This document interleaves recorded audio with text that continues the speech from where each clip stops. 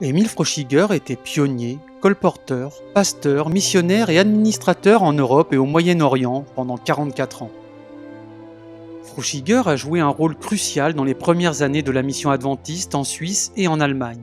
Il a ensuite joué un rôle majeur dans l'établissement et le renforcement d'églises au Moyen-Orient et dans d'autres régions sous sa direction. Jeune adulte en Suisse, Émile assiste à une série de conférences données par des adventistes du 7e jour, dont Ellen White, venue d'Amérique.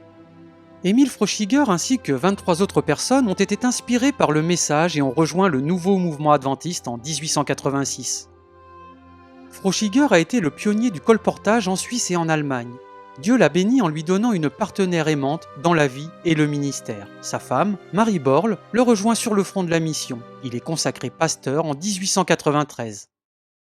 Après avoir servi en Suisse et en Allemagne pendant 23 ans, Froschiger a ressenti l'appel de Dieu à être missionnaire en Turquie. Avec leurs 7 enfants, ils arrivent en Turquie en 1909, où Émile prend la direction de la mission turque.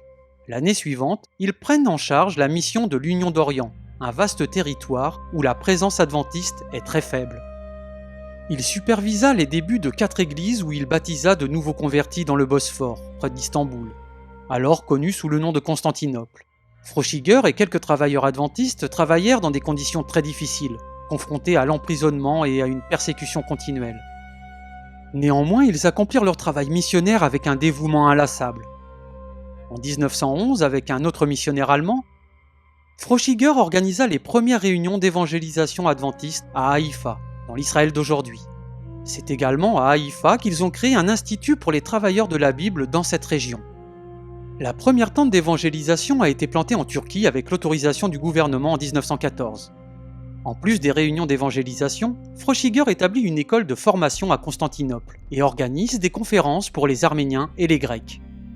L'école servait de lieu de formation missionnaire pour les travailleurs en Turquie. Les travailleurs adventistes de Constantinople apprennent 3 langues, le turc, l'arménien et le grec, pour se préparer à la mission. Pendant la Première Guerre mondiale, Froschiger continue à superviser le travail dans le champ de l'Union d'Orient, même si les communications et les déplacements deviennent extrêmement difficiles. La prochaine destination de Froschiger est la conférence de l'Union tchécoslovaque nouvellement organisée, dont il est le président. Les moyens y étaient si limités que les travailleurs avaient à peine de quoi se nourrir pour survivre. Froschiger commença à faire du démarchage et parvint finalement à créer une imprimerie pour vendre de la littérature adventiste. Cependant, il s'épuise rapidement. Des décennies de dur labeur et de sacrifices ont eu raison de sa santé. Il décida donc de retourner dans son pays d'origine, la Suisse. À partir de 1924, il travailla comme pasteur dans la conférence suisse-allemande et prit sa retraite quelques années plus tard, en 1930. Même après sa retraite, Froschiger continua à être actif dans le ministère, s'engageant dans des activités telles que la documentation des débuts des adventistes en Suisse et en Allemagne avec le magazine officiel de l'Église, Advent Echo. Émile Froschiger est décédé le 8 janvier 1947. Il avait 82 ans. Son héritage est encore perceptible dans de nombreux pays où il a travaillé.